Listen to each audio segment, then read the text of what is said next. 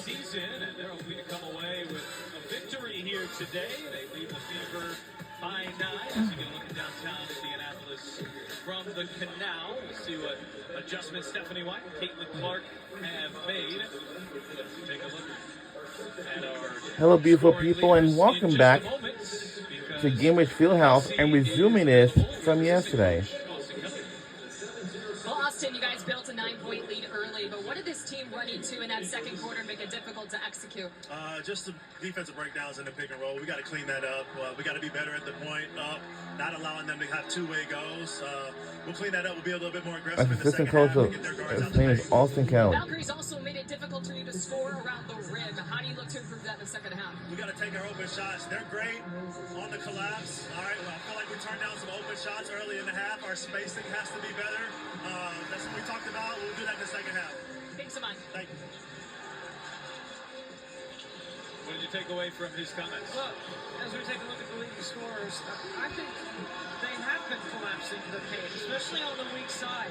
Indiana's drivers are getting to the paint, and they're looking to score on the collapse. You got to get to the paint to make a decision and a read quicker and swing it to the open three-point shooters outside the three-point line.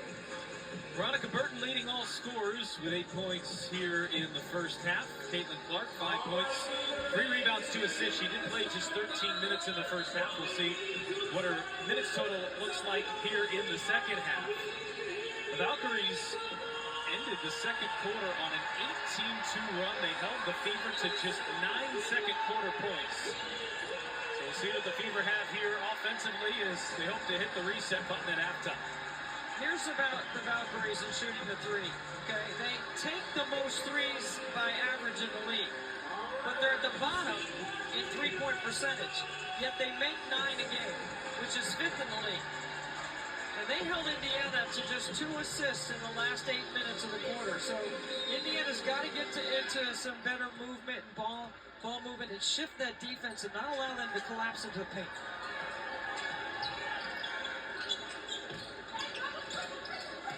Austin on a handoff. We are underway quarter number 3. Underway third quarter of action. Clark spinning and lost the handle. Oh, and a collision at midcourt. No foul call either way. And then Kayla Thornton is fouled hard on the other end. Well, there were 3 different collisions that appeared on this play. Here's what happened behind the play here, involving Tasha Howard.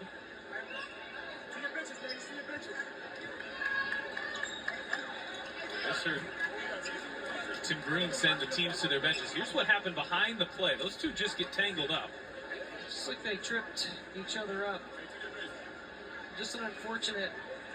You see smiles on Natasha Howard's face. I'm sure Tiff Hayes was smiling on the other side. They're going to take a look at this one on the other end with Erin McDonald and Kayla Thornton. Oh yeah, she grabs her body.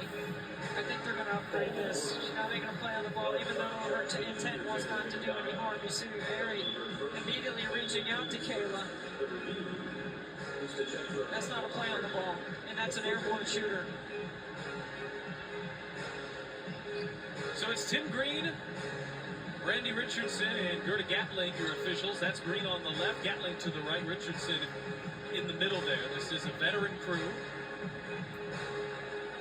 As you said, as they look at these flagrant type fouls, they want to protect airborne shooters, and they want to protect the player, especially from the shoulders up. And those are the 2 areas where you often see these fouls upgraded to a flagrant.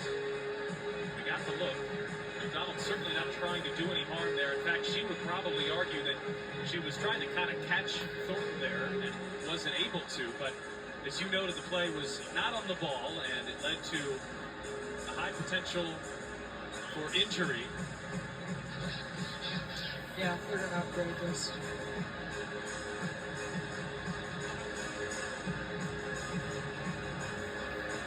Just one play here and plenty of time, but not the start you were hoping for through the third quarter here. They return it over on their opening possession.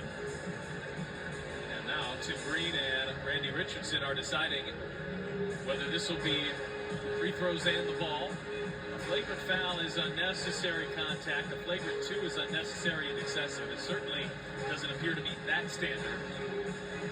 We'll see if it does get upgraded to a flagrant 1 here as McDonald and Clark talk things over. Looks like Green has come to a conclusion.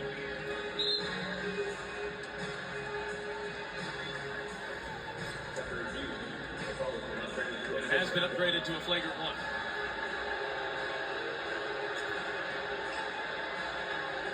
Yeah, I think that's the right call.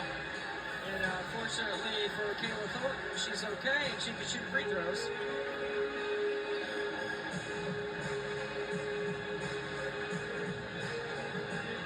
Fever need to focus right here. We're going to have to dig in defensively.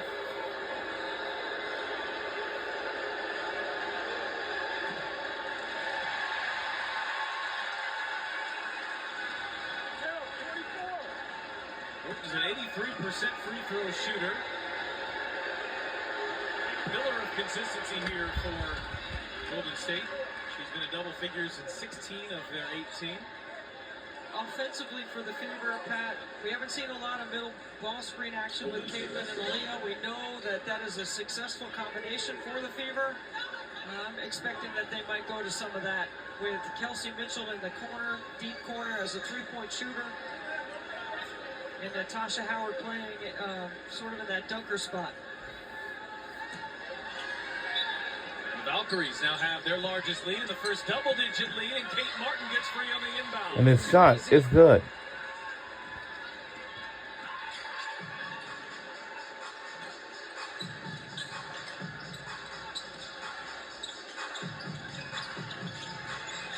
McDonald finds some space, but can't connect on the 3 ball. Indiana has hit just 1 shot now in over 8 minutes, bridging the second and third quarters.